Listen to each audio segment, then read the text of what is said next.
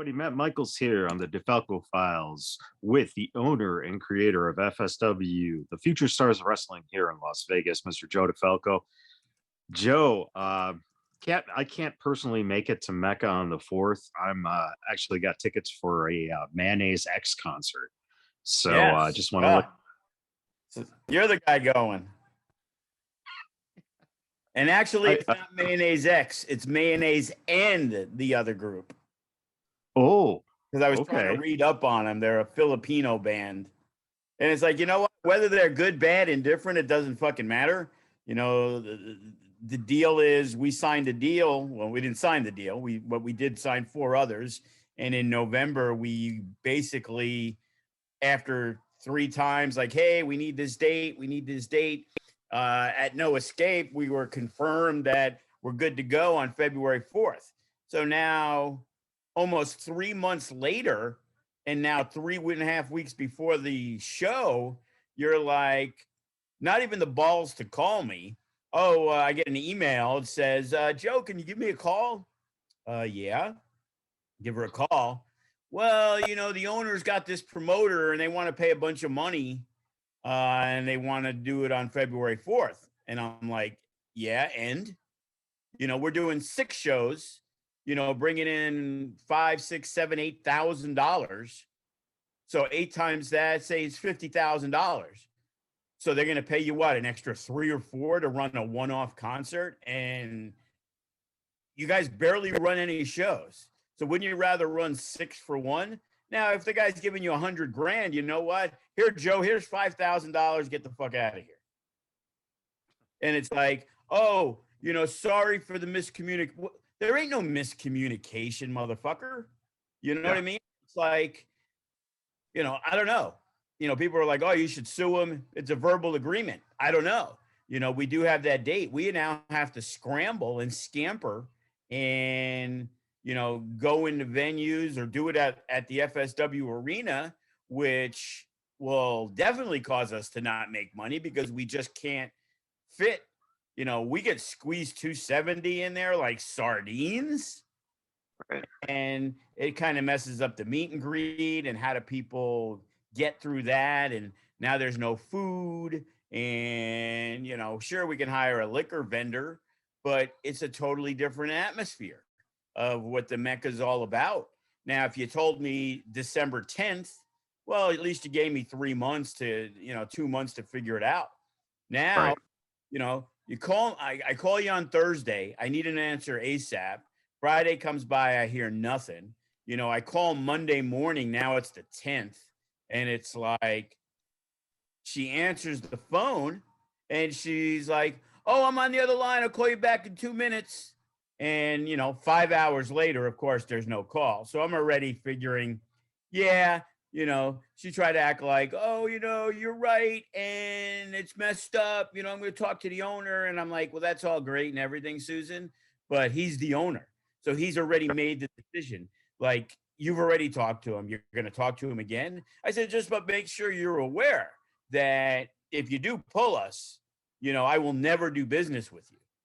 And of course, in the email, it's like, sorry for the miscommunication. You know, if you have any other dates, you know, we don't want to lose the relationship. But it's already fucking lost. Are you fucking insane?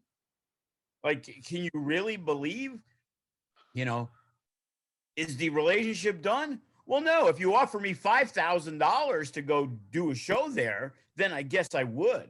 I'm not an idiot, but I will never book a date. How do I know you're not going to change it again? Right. You know. And what fascinates me, and for you listeners who don't know, Diversion Amusements has been the hub of the bigger shows for FSW since the pandemic lockdown was out of place, restrictions were gone, started in June. Right. And here's a little breakdown. Okay, we start in June. We do a 2-night anniversary show. The guy, Randy, who's in charge, loves wrestling. So we talk, we manipulate the numbers, but he wants to do the show. So he's like, hey, no upfront cost. We're going to have a drink guarantee for both days, separate from the others. And whatever you hit comes off the top of what we have to pay. Oh, okay. Sounds good. So the first show, we do $8,000 in food and beverage, which is more than double the guarantee. Okay. But halfway through the show, the air conditioning stops working and it is a sweat box in there, literally. So now I go, hey, Randy, can you do me a favor? Can you get a couple of cases of water for the wrestlers? Not for the fans for free, don't worry. Just a couple of cases. Well, I can't just be giving away cases of water. And it's like, well, first off, they're fucking $5. And secondly, the reason we need so many waters, we had waters, but everybody went through them because it's 140 degrees in there. Like, you're doing me a favor giving me 2 cases of water. Okay. You know what? We're not paying to be there. We're bringing them in money. All is good. So now the next day, we end up with no air conditioning at all. Now, our fans do not know this, but anybody who came to the show the day before, there's a good amount of people who were like, oh, I'm not coming for the second show. It was, I don't know if the thing's fixed. FSW didn't put out a statement because why would I put out a statement if I didn't know? I come across as a liar. So again, we end up losing out. So we do, 2/3 of what we did the day before. So of course there's a complaint about that. And it's like, okay, well, this is the number and we did this much. That's despite you that we did the number. Right. Okay. So that's all said and done. And that's in June. Now it's time to do the show in August, and a week and a half before the show, I get a call from some lady at Diversion, and the lady is taking over for Randy. Randy has gotten sent to a different property that the owner owns. So there's a different deal in place. So now we got to cover the lighting guy, the sound guy, the cost of moving the pinball machines, $400 to move pinball machines that probably took 2 guys an hour and a half each. Whatever, we're going to pay the money. And despite that fact, we're paying that upfront cost. The drink guarantee is still the same, yet we have to now pay money. And we don't get any money taken off if we go over.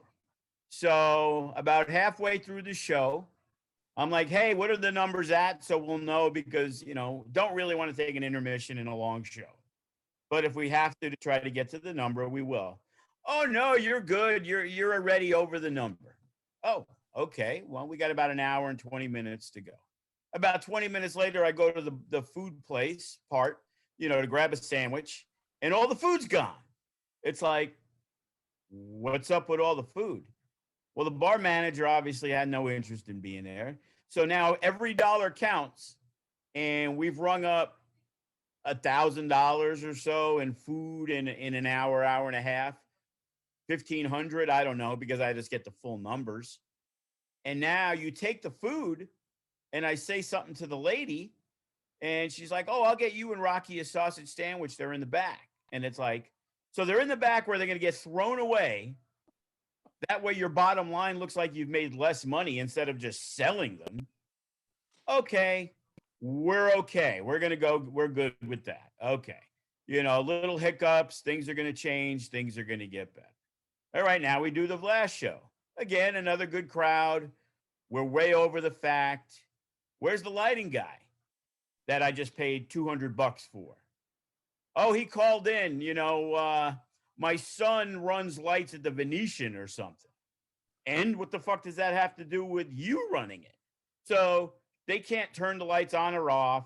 You were there, all the lights are going all over the place. There's nothing we can do about it. And again, it's like, okay, we have to settle with this. So again, it isn't $200. It's the fucking principle. Like, right. Hey, I just now paid you $200 to do a non-light job. Like, how about credit it me? Give me my money back. Make the offer. Make it where you're appreciative of what we've brought to the table. Our fans have come out and supported and bought where initially they did $4 or $5 drafts that are now $7. Like they didn't want to offer anything inexpensively, and now drinks are 10 or 12 bucks instead of 8 or 10 bucks. Yeah. Yet the first show, when they were that, we did better numbers than we did the last show because some of our fans didn't want to pay that kind of money. We did we did an after party with a buffet that went really well. And about 40 people paid 20, 25 bucks for that. And it was like, oh, well, we got to up the cost. It was like you gave some chicken and some vegetables and a dessert. Like, how much do you want to fucking charge people? And with the Randy guy in the beginning, it was like, we also took that off the top of the bar. So that was another $1,000 on top of it. And it was like, we did that because we knew it was coming off the bar tab. So that would guarantee us that we wouldn't have to pay anymore. And then the other ones took over. It's like, oh yeah, we can do an after party with that, but we're not going to take anything off of the bar. And I'm like, well, why would I want my fans to stop maybe not getting those sandwiches because they're going to eat the dinner that they just paid $30 for? And then I get no credit for it. That makes no business financial sense that I could think of. But despite that, they have the great big screen and the sound's great. And, we worked the room to where it fit really well. But you want to do fucking shitty business. No wonder why. I said to her, I'm like, I guarantee right now, because either their website fucking blows, which I guess it does because it doesn't show any events on there. But I'm pretty sure they barely have any anyway. It's like there's 365 days in the year. We want 5 or 6. Right. You can't tell them to book a different date. Yeah. Yeah. It's frustrating. It's something too that if you're listening, this is something that what you don't take into consideration is what a promoter goes through when they're dealing with getting venues. It's one of the most painstaking things when deals are in place, but then something gets pulled and now you have to scramble. So they don't put out the contract quick enough. Yeah. So wait. So I'm like, okay, well, I'm going to scamper. I'm going to make moves as of Thursday. So I was already looking at it as we're out of there. We need to figure something out. So like 6-8 months ago, when we were first looking for new venues, I tried to contact the Silver Nugget, pandemic time. It was weird. Supposedly they were open. And anytime I would call, there'd be like this constant busy signal. Kind of forgot all about it. I tried again a few days ago, and it's the same thing. It's like, supposedly this place is open, but their main line never rings. It's just a busy signal. So then I contact the Silverton, find out there's a new guy there who actually was around when we did the shows. Oh yeah, FSW, I was around for that. Those were some of the funner shows. Okay. And now he's like, doesn't answer the emails. Like, do you guys want to rent out your room? And it's like, we have a meeting today. I actually talked to Bud over at the downtown event center. We had talked about doing something, and they're available that day.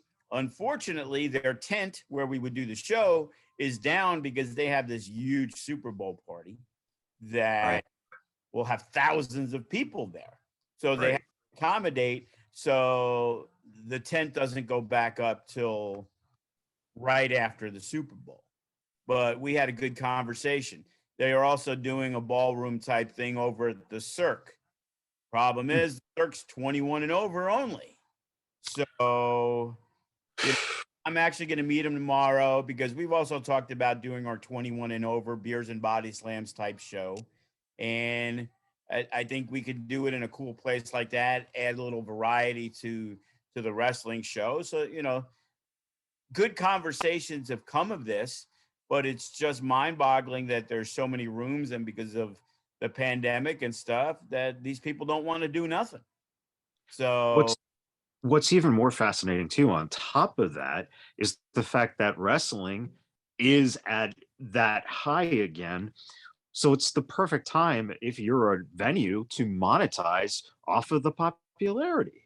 And I was talking to the bud guy, and I'm like, hey, these are the numbers. You were doing $5,000-6,000 in, food and beverage. Oh, I'd take that for a 3 or 4 hour gig. I'm like, I would think so, but everybody makes it seem like it's no big deal. We know the profit on alcohol is more than 200%. Right. They're charging you, $8 for $7 for a beer that costs $1.50. Right. The markup is incredible, you know, and it's just like, really, you don't want 300 or 400 patrons that would never come to your venue, facility, whatever it is, bar, to now come in and spend some bucks? I don't get it.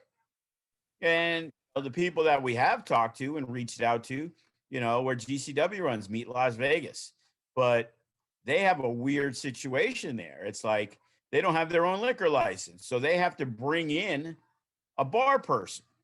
So you got to pay X amount of dollars per bar. It's one every 100. They're talking about 2 or 3 at 500 a pop to set up the fucking bar. That's like $1,500. Jesus. They get the money, and meaning the person who runs that bar, the bar, Right. gets the money, and then they kick back Meet Las Vegas. Well, if they're kicking them back 20 or 25%, if we do 5,000 in liquor, they're not taking $5,000 off because they've only made $1,000. So you know how much we get taken off? Fucking zero. Yeah. Because they're only making the 1,000 out of 5 that other person's making 4, who that other person should be paying.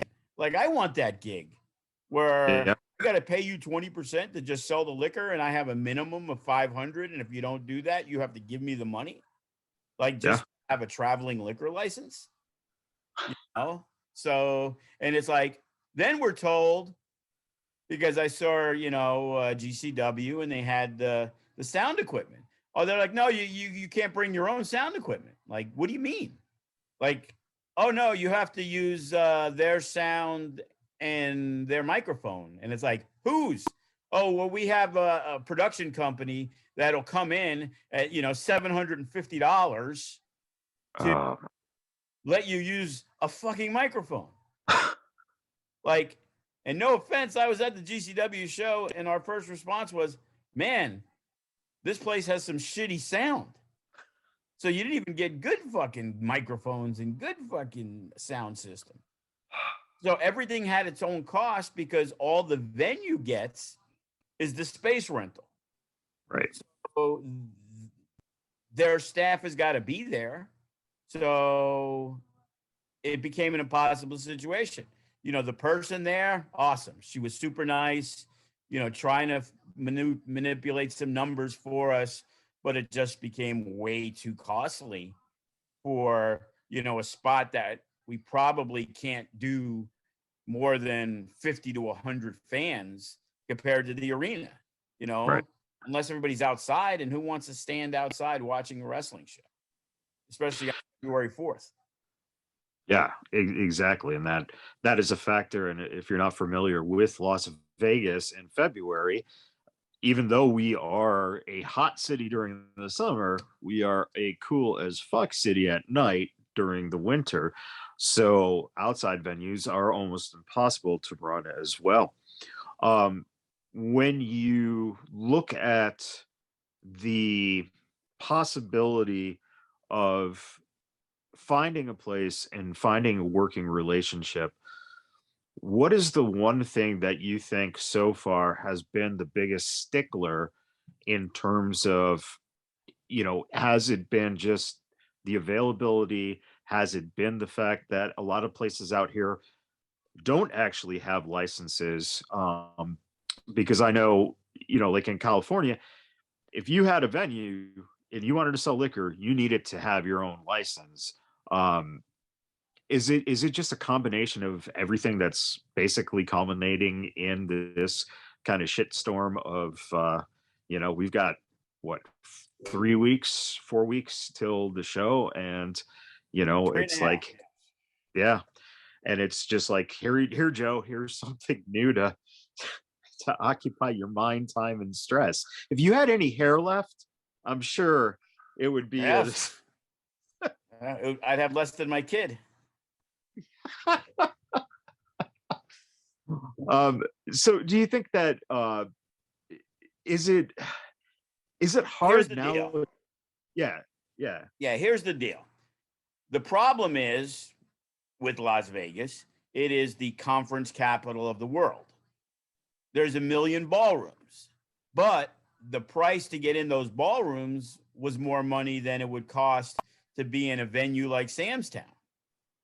Booker T did the thing at the MGM, and we were talking, and I kind of felt that, hey, it seems kind of weird that he's going to come in all that cost. And he said he basically had, somebody who took care of things, an investor or whatever.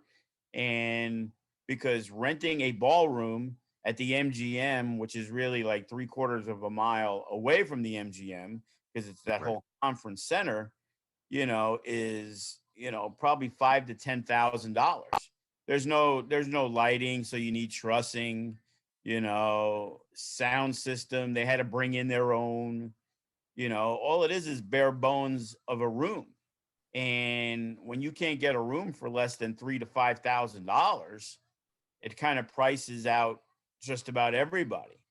Can we find a YMCA, a school? Maybe, but they want all this insurance and they want upfront money and they want a bunch of stuff. And it looks like a fucking gymnasium. Right. We have higher standards than that.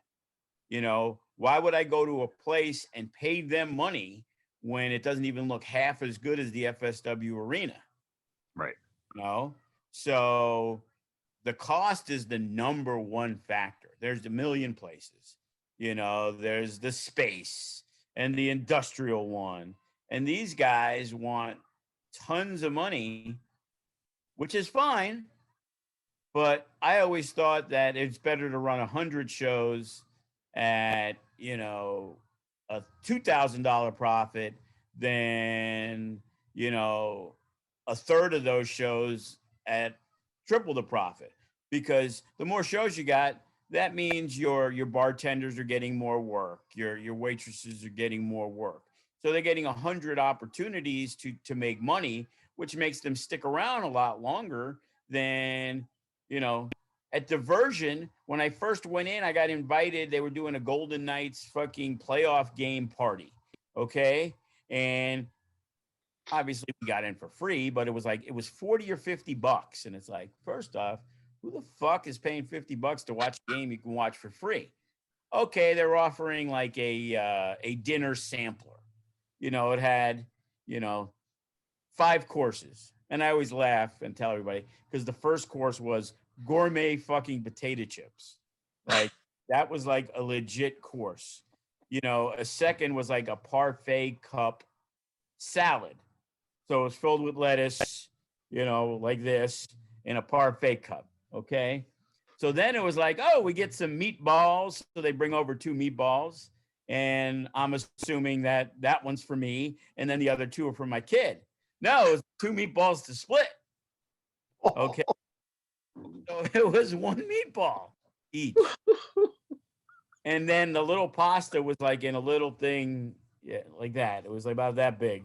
Okay, now, was the food good? Yeah, it was pretty good. But unless you're just going for the atmosphere, yeah, just say it wasn't a huge success because we were like one of 14 people there. Wow. Okay. So all those people, the waitresses, I guarantee you didn't make shit. Right. We come in and we do 2 nights in a row. And the first night we do well over 400, 450 in that area. Place is packed. Oh, this is great. Everybody's making money. Oh, wow. Love to have you. The guy gets replaced. The lady's like, oh, we want to be here for you.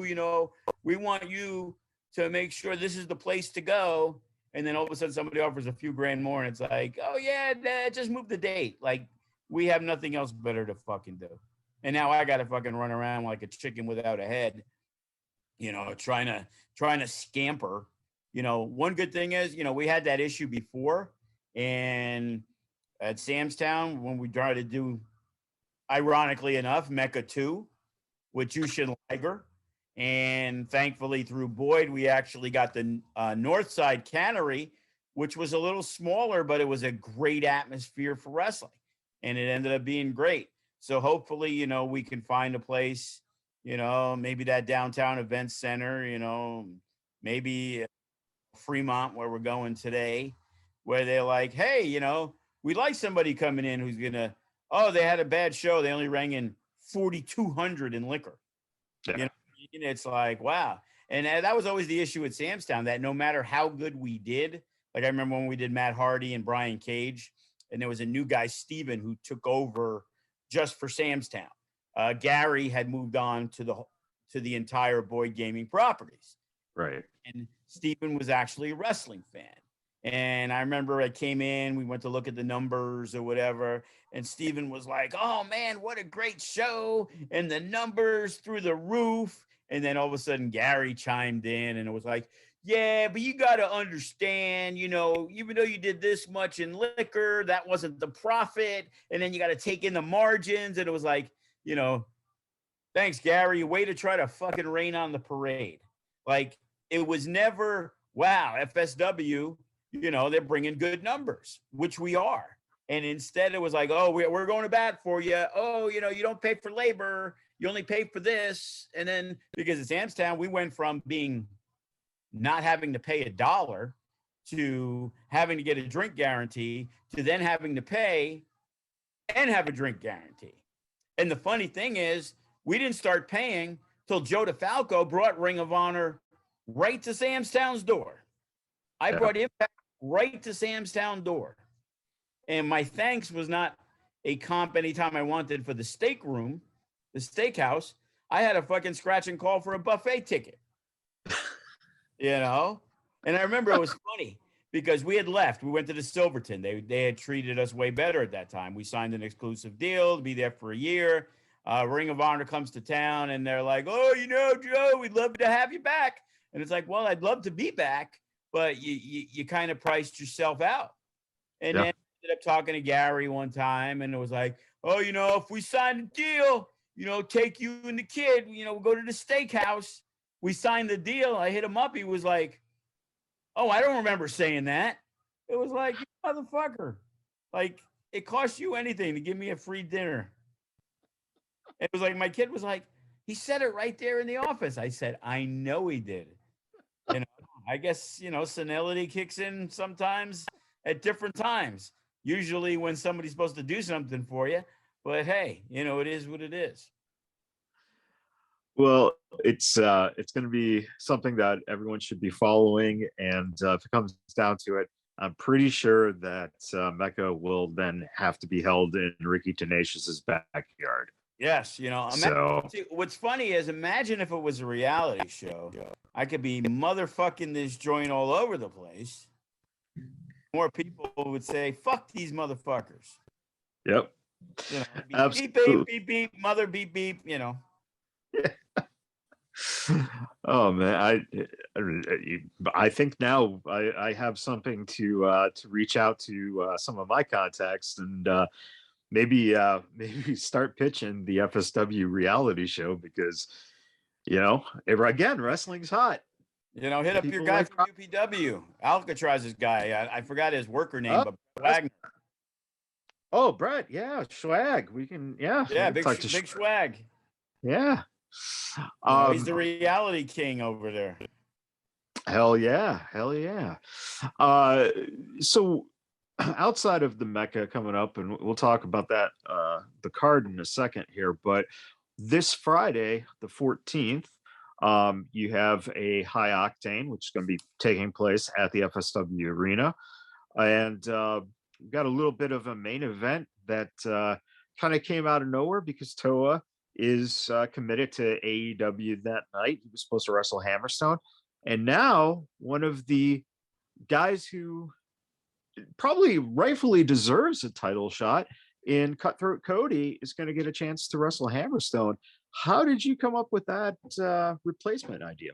Well, the idea first started when Toa hit me up, and I found out he's got to go to AEW and job out to Marco Stunt. So then I said, hey, you know, at Limitless, I was going to put the idea of, we always saw the chants, Jacob Austin Young always got the JAY chant. And then all of a sudden, somebody somehow started the JAI chant. So I thought, hey, what better than the dueling chants, But then with Davey Richards, I just felt that Jacob Austin Young and Davey Richards would be a great match, not only for Jacob Austin Young, but a great match for our fans. And it turned out, most people believe that was by far the match of the night and one of the best matches they saw in the FSW arena this year. So now the first show after, and Jay Vidal is now the champion, he needs a title defense. Well, we saw Cody and we saw Jake do very well in the Limitless tournament. They wanted to take a little breather from doing some tag matches because, again, who are they going to beat? The same guys that they wrestled before. So, let's spice it up a little. So that's where JAI versus JAY is booked. Okay. And then the idea is where Toa can't make it. It's like, who's the guy that I could really put in against Hammerstone? What heel is there that he hasn't beaten before? And I'm like, you know what?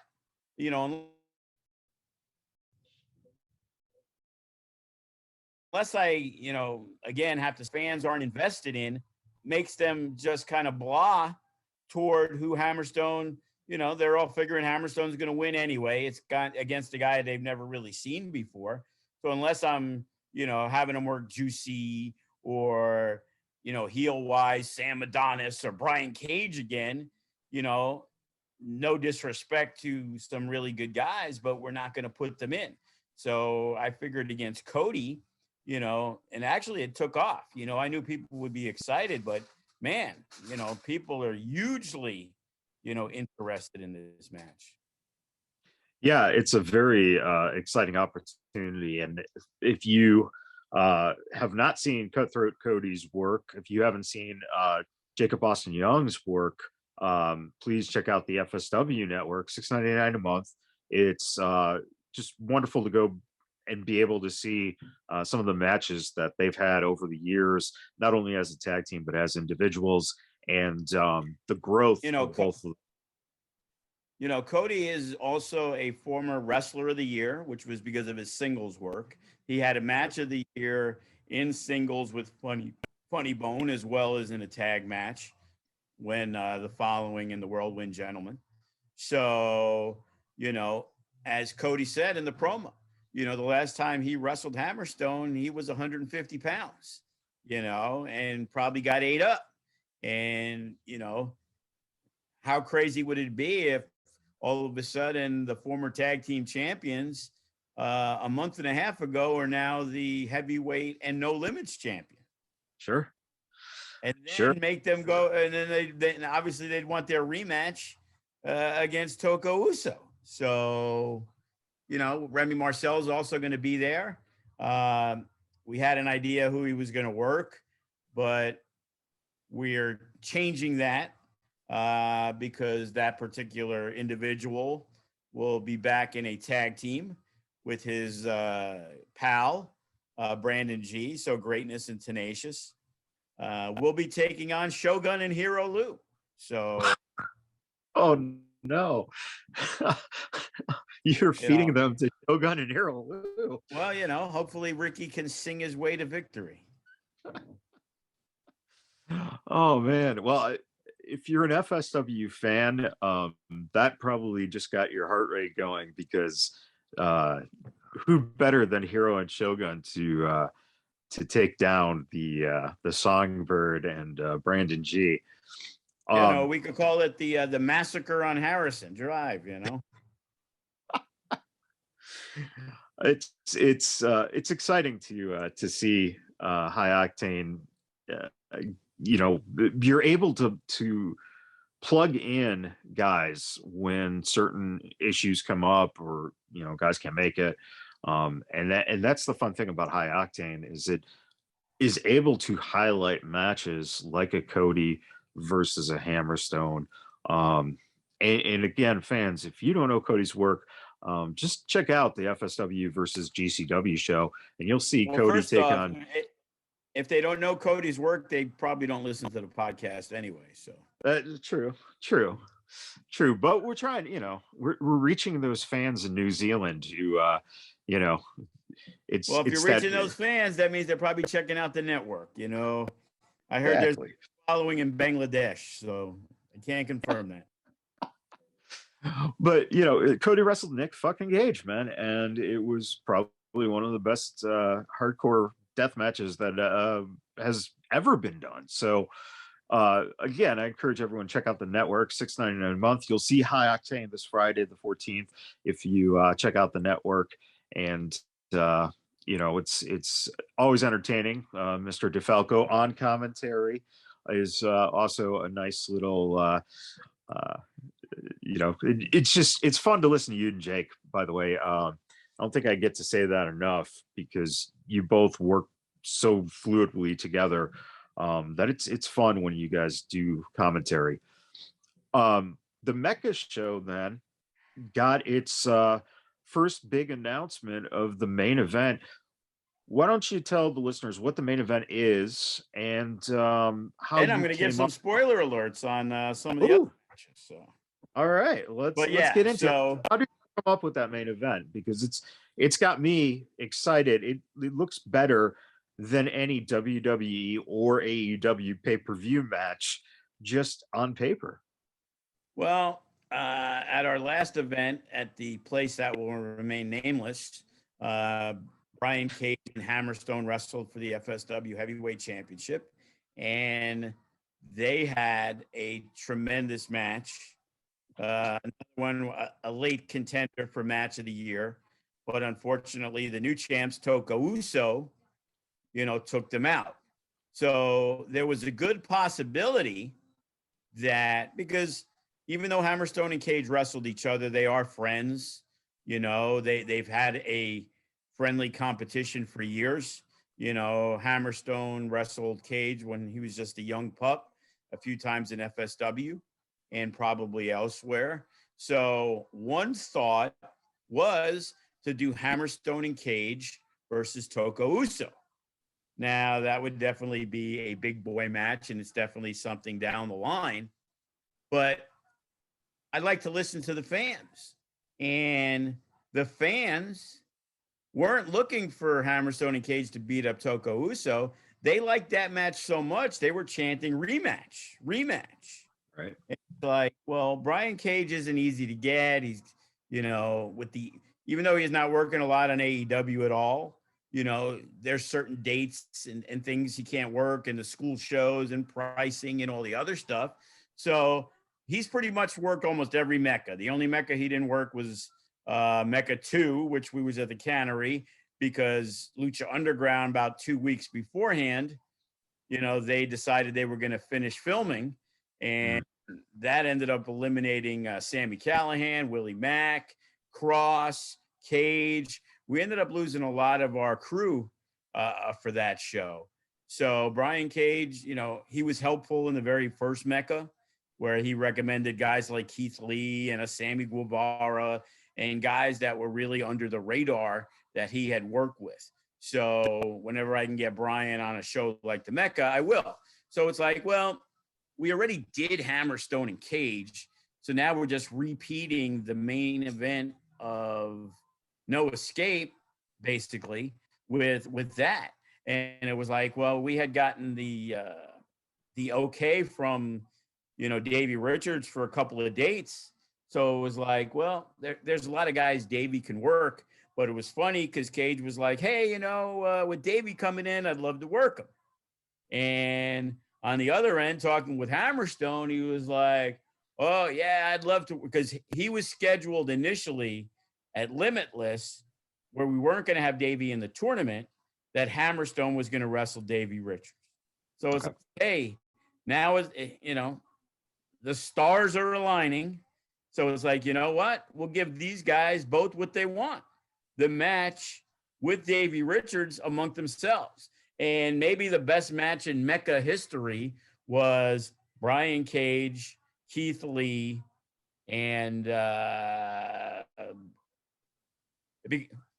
Sami Callihan. And the only reason it became a three-way, you want to talk about 5 worlds of, like the Kevin Bacon thing. Sami Callihan was supposed to wrestle Davey Richards, who canceling 2 days before the show.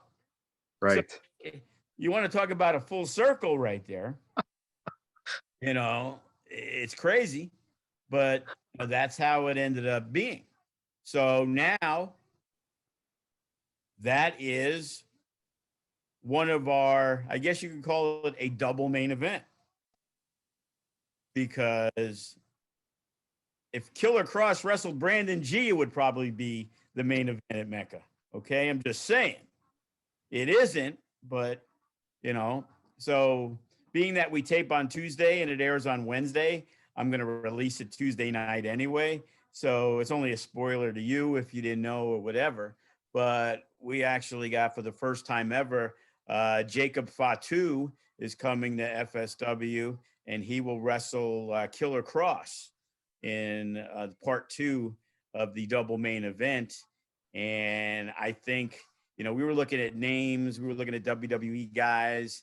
I got Buddy Murphy interested, and that's definitely a match. And I'm a big fan of what Morrissey Big Cass is doing in Impact and in Matt Cardona. But putting everything together, that was my first choice. A guy, former MLW champion, part of the Samoan dynasty, it's got ties to Cepha. So, we're expecting a real big response, and he's one of the hottest talents, in wrestling, and he has no allegiances to AEW or Impact. So, we are definitely excited for Killer Cross and Jacob Fatu at Mecca. That's amazing. And I like the fact too, because of Cross's, being that Vegas is his hometown essentially for wrestling, it means that Jacob can come in and work the heel, beautifully. I'm assuming that there's still a little bit of heat between Jacob and Hammerstone for Hammerstone winning the MLW title. So, man, the night could get pretty complex by the end of the night. Yeah, it definitely could. The thing with Jacob is, he's going to do some good stuff for a big guy who actually lost a lot of weight. It was funny when GCW rented the ring. Not the ring, the actual arena, which has the ring in it. Last year sometime, I was looking over and I saw a couple people that I kind of recognized, obviously, and I knew. And I looked over at Jacob Fatu and I'm like, man, I think I know that guy. I couldn't figure out who it was.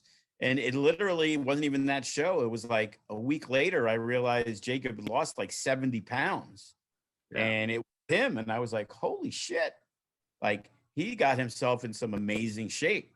Usually it's the opposite with the Samoan guys. They get bigger, not smaller. Absolutely. So that's what we're looking at for the top end of Mecca. Has there been anything else that you've been working on that you might be able to kind of give the listeners an update on what is taking shape for the February 4th Mecca?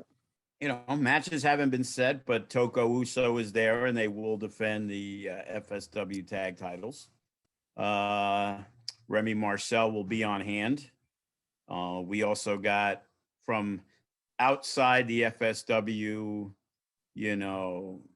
family, Casey Navarro is coming back for that show. So he's probably going to be involved in a multi-man match. Guys like Damian Drake and Jay Vidal and Matt Vandergriff. And, we also got our good buddy, TJP. He will be returning. Willie Mack has been signed.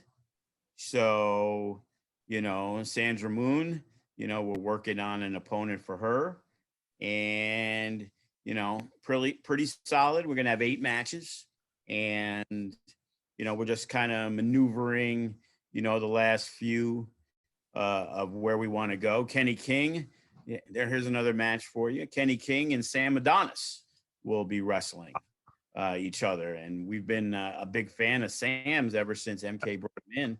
And want to talk about a solid worker. Him and Psycho Clown was another one of the best matches inside the FSW arena this year. And Sam was also part of the last big show we did, being involved with Toko Uso and stuff. So at Survival of the Fittest. So yeah, that's pretty much everybody on the names. I'm not sure if there's anybody else. If they have, we're talking about possibly for the tag titles, bringing back one of the longest reigning tag team champions in FSW history, the Reno Scum. So, that would be an interesting matchup, Toko, Reno Scum, and maybe Death Proof in a 3-way. Yeah, you know what I mean? So it's just trying to put all the eggs in the basket and making sure it is a solid super show. It's called the Mecca for a reason, and there's a lot of really good talent that won't be on that show, other than for the reason that it just doesn't fit into the matches we need. We can't overbook it. We can't put too many matches on and go to 9 matches like we do a lot of times, just because of timing. There's no 5-minute match in there. We hope everything should be going 20 minutes, 15 minutes. These are big time matches that we're going to have, and this is the first Mecca since March of 2020, the day before the pandemic. Who would think that in February of 2022, literally almost 2 years later, we're still dealing with it? Yeah. And ironically enough, I know we're not going live, but somehow Suavecitos just texted me and they want in on that championship match. So, they can want in on all they want. They always want something. that ain't how you get it.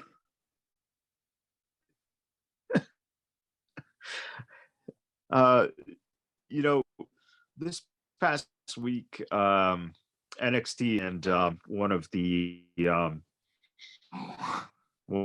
the great people in the business, Allison Danger, unfortunately was let go by NXT. And she'd only been there for about 2 months, 3 months. 3 months. What are moved the whole family down and everything? Right. What are your feelings on the way everything went down with that? And do you see it as business, or do you see it as something that, like the fans see it, that with passion they hate what's going on? The thing is, you can look at it 2 ways. Well, they're overhauling NXT. Okay, well, you want to overhaul NXT and you're going to get rid of somebody who's been there for 10 years. I got it. She hasn't really been there. She's there for 3 months. So she is new blood that you're trying to bring in new blood. So wouldn't she be considered new blood because she's been there, for 3 months? Her brother, Steve, he's been there for a long time. And, obviously he's still there. And I saw, they signed, Petey Williams to be a producer, and they got, a good core group of guys, but, a guy like Road Dogg, they got rid of. And that guy pretty much people would think of as a lifer.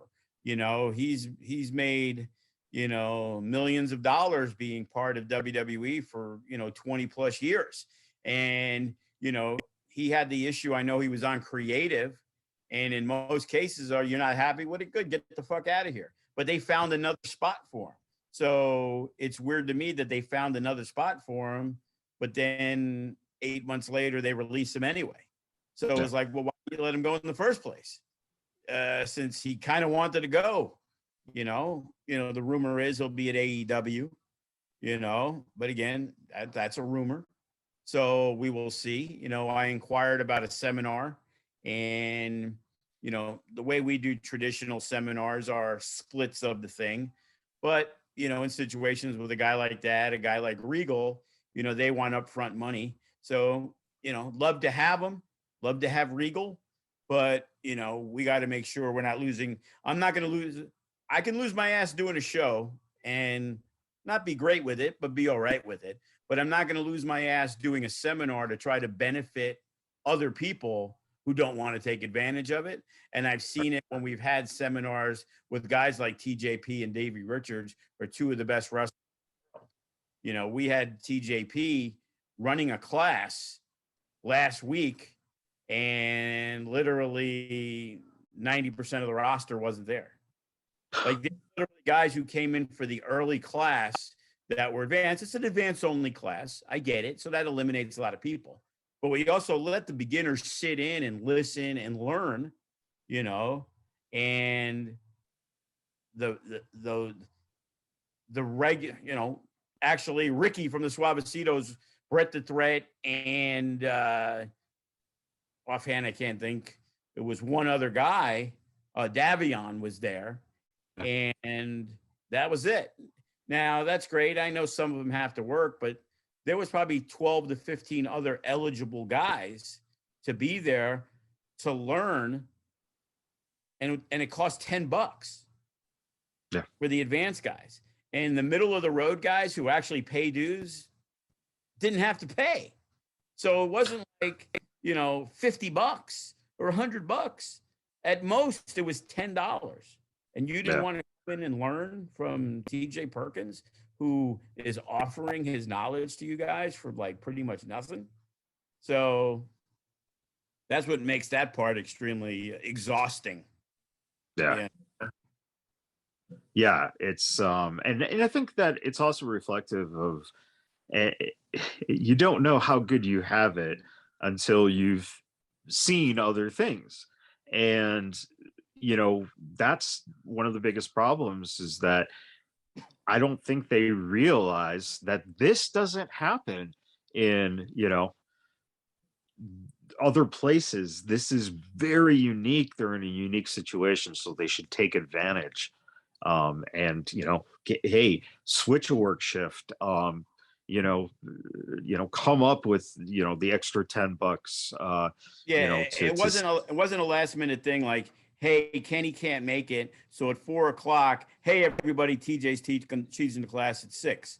You know, this was posted on the student page for 2 weeks, so you know it's easy to switch something up if you want to do it. You know, God forbid TJ takes a liking to you the way Davari did to like Hero Lou and try to get him an opportunity. That's what ends up happening. You know, TJ gets booked and he's a well-known guy. So him driving to California, he's the guy that they're going to take care of extra special. So if he says, hey, I got this kid who I'm training with, who I think can really help you, there's a good chance that that company is going to book that kid. And give him an opportunity. Now, of course, it's sink or swim, whether he does good or bad. But first off, TJ's not going to recommend a guy who's the shits, because it's his reputation on the line. So if he thinks you're good enough, and then you get to be put in this spot, you ain't going to get that spot if he never sees you and doesn't know who you are. Right. You know, make yourself seen, make yourself known. Like that's the one thing, you know, everybody from the regular trainers to all the guests. You know, like I said, Booker T comes in for a seminar, and there's people from all over the United States coming in. Now, as knowledgeable and as long in the businesses as Booker T, he was a big star. So is that the reason why that people just wanted to meet the big star Booker T? Was it because he was doing a show in town, so they just wanted to sniff around and get a spot? You know, being that 3 weeks later, Davey Richards did a seminar. And it's easy to say, well, you know, I don't really know who Davey Richards is. Well, then you should find out, you know, this is your craft. You should know, you know, who the best are at it. And when it comes to work rate, you know, TJP and Davey are two of the best around, and we have them available for the choosing, and people aren't choosing. Yeah. So if you're, listening to this and you're here in Vegas and, you're hungry to learn the craft, to get further in your career, this is how you do it. It's not Joe trying to make a buck off of you. It's legitimately these guys who love this business and who have made it and who have a reputation of being the best. They're giving you an opportunity to learn from them. And that is, if you look online, you have this masterclass shit going on nowadays. This is masterclass right here in front of you, live in Vegas. So take advantage of it. And can't say that enough. Joe, as we end here, any final thoughts for the week for anyone listening that you might just want to put out there? Yeah, the fact of the matter is Friday is going to be a really, really, really good show. But because of the situation with the venue and, setting things up for the Mecca, it's kind of slid under the radar. And, just want to make people know it's going to be a great show, man. You want to watch great wrestling. Our main guys are going to be there. Graves is there. Hammerstone's there. Remy's there. The title matches that we announced, Shogun and Hero. Nick Xander will be there. Brett the Threat. We're going to announce the winners of the year-end awards, so, it's definitely going to be, a fun night. Tickets are only $30 for front row, 20 for general admission for a couple of really good hours with some great wrestling. Chris Bay, will he show up? Who knows? He might. Chris Bay shows up when I least expect him sometimes. It's like, oh, you're here. Why don't you tell me? I would have got you a match. Instead, he just jumps in the ring and grabs the mic and starts spewing a promo on somebody. Well, that's what you have to look forward to. If you're here in Vegas, get down to the arena on Friday night, 7 p.m. But if you're listening and you're, around the country or in other areas of the world, again, FSW Network, just $6.99 a month, and you'd be able to sit back and relax and watch the show. And I tell you, the network is running really nicely now. There's been no glitches that I've seen. Thank goodness. Yeah. I didn't want to have to yell at Ben again, Yeah. So please check it out. And and you can order the Mecca on Fight TV as of yesterday. So I was just going to say it looks like Mecca is going to be on Fight TV. So that's going to be February 4th. Yes, live from Parts Unknown. Oh, man. Joe, how big is your backyard?